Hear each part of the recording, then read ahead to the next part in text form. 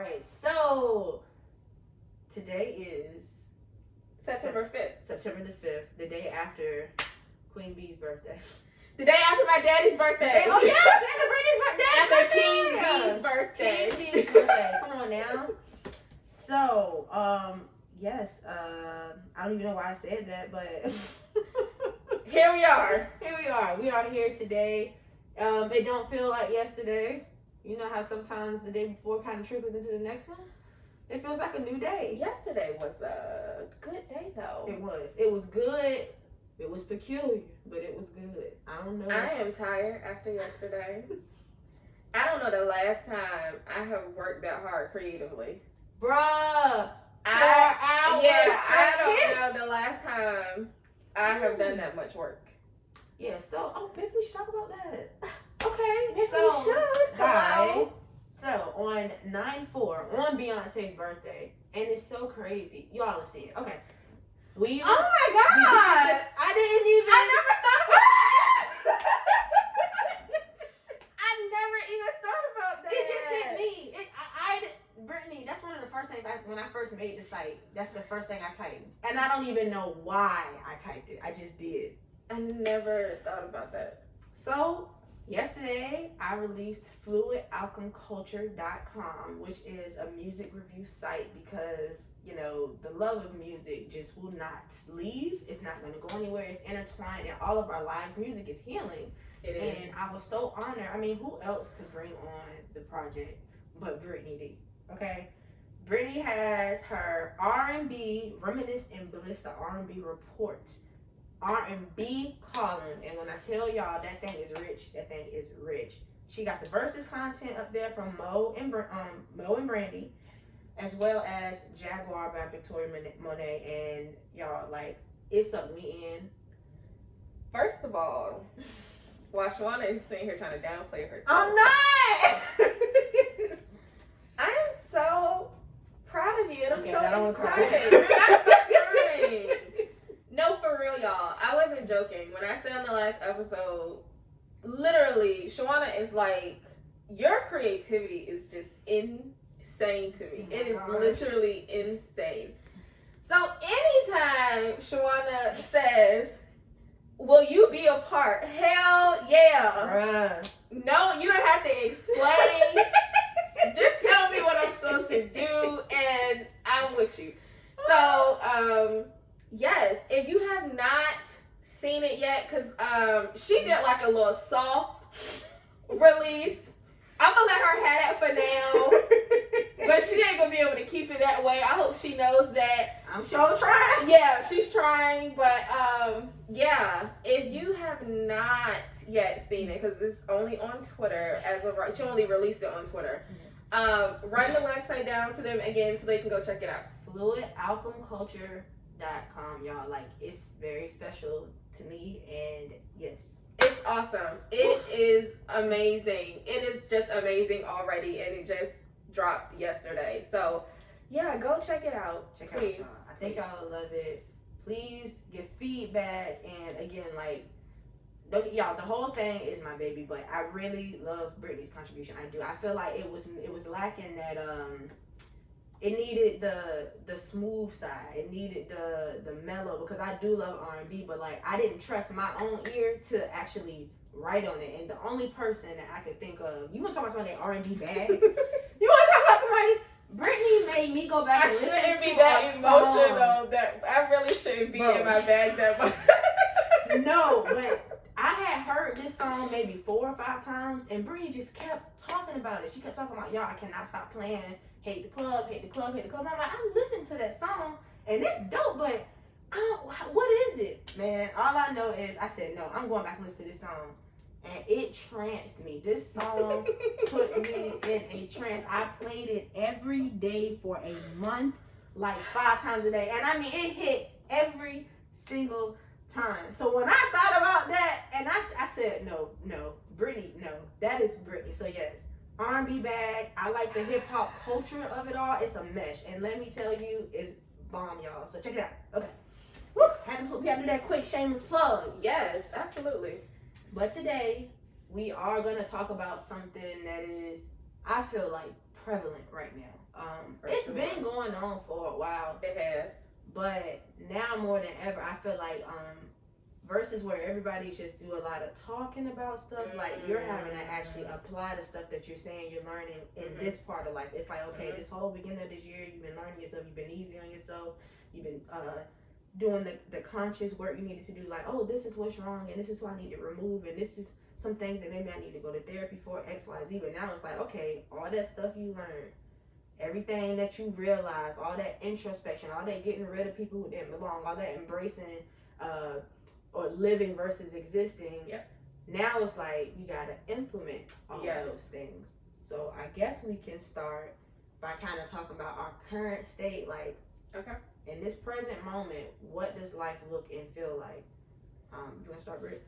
I was gonna say maybe you should start, especially considering how you got to your new site. So maybe that's a good segue for you. Perfect. Okay, you're right. So I'm at a point. Well, I don't know if y'all follow us both on social media. Britt made a post I think last week that was saying, does anybody else feel like they're at a crossroads? And literally every time we talk or have a conversation, it's like, yo, why does it feel like we trying to be pulled in a different direction? Like, this is all we've kind of known, and this is what we're good at. This is natural, but it's like, I don't know. It feels like I'm being pulled in a different direction. And currently, for myself, I feel like even some of my character traits are changing. Things that you know how we all have our staple things about ourselves. Yes. Like, this is like a deal breaker. Like, for sure, yeah, I'm understanding, and I get people have different perceptions, but for me, this is like a thing for me. Like, I don't go past this. This is a boundary. This is where I'm safe.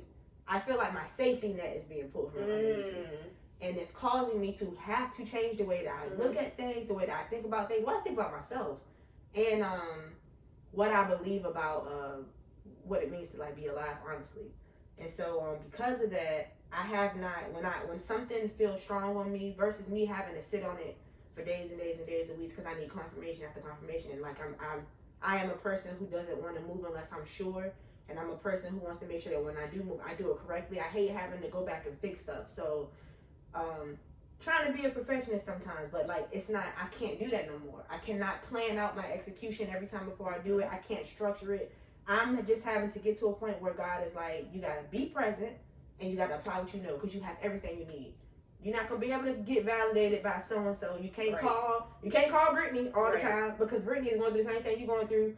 You gotta trust you. You could trust you, but now it's like, no, for real. Like, the safety net is gone. You're gonna do what you feel strongly about, and just do, imply what you've been learning for years and saying to other people and encouraging them with, okay, apply it to your life.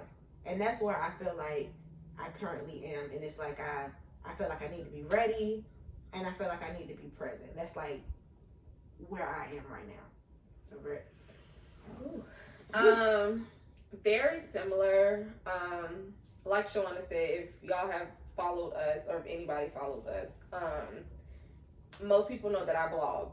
I've been blogging for 3 years. And I don't know if it is me turning 30. I just feel different. It's just like some shit just don't matter no more.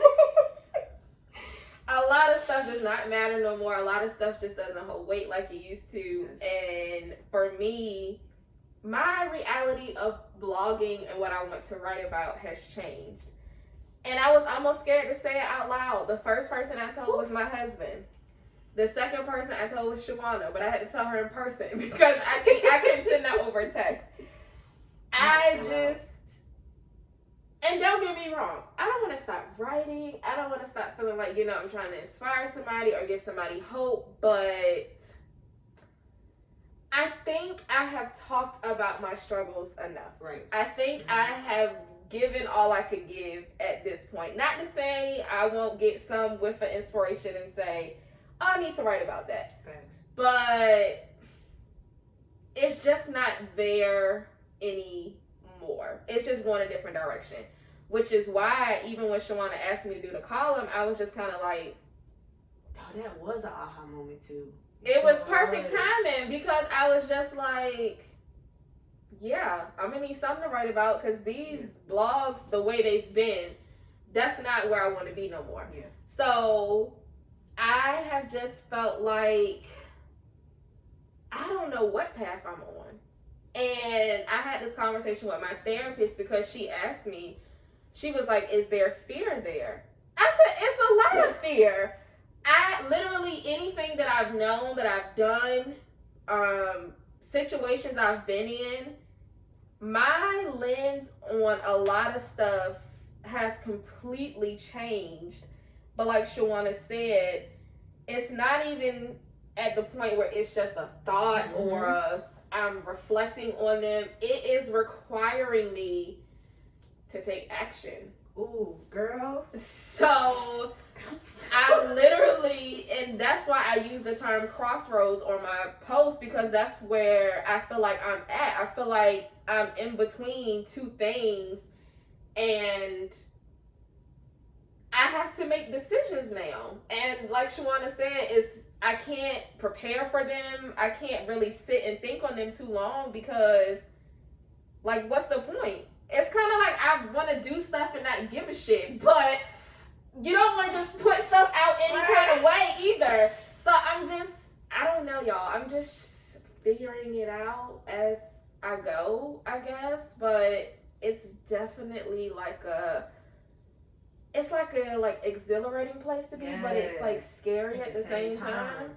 Cause it's like it's almost like, to give a visual, like something that feels good and your hands are on it, you can feel it, you can touch it. But it's like, that muscle memory? Yes. It's like you're letting go, but it's like, oh my God, like yes. I've been holding this for my whole life. Forever. Like, what do you mean let go? Yes. But it's like, okay, so I'm loosening my fingers, so it's like the more you let go, and it's just a weird It's so strange. It like, is so strange. Ooh, Brittany, when you said take action, I literally felt like in my back, like, I don't know. But you can't do anything else other than like make it happen. Yeah. That's just how it is. So, yeah. It's like you talk long enough, like it's time to move. You've been saying you want to do this. The opportunity has presented itself. Like what you gonna do? Like what are you gonna do? What are you gonna do? And I just know for me, like even with the passing of like Chadwick, I was sad. I was shocked at first. I was sad. But then when I listened to like what they were saying about, they were prepared for this. Like his whole day, he was with his family. He fulfilled his purpose.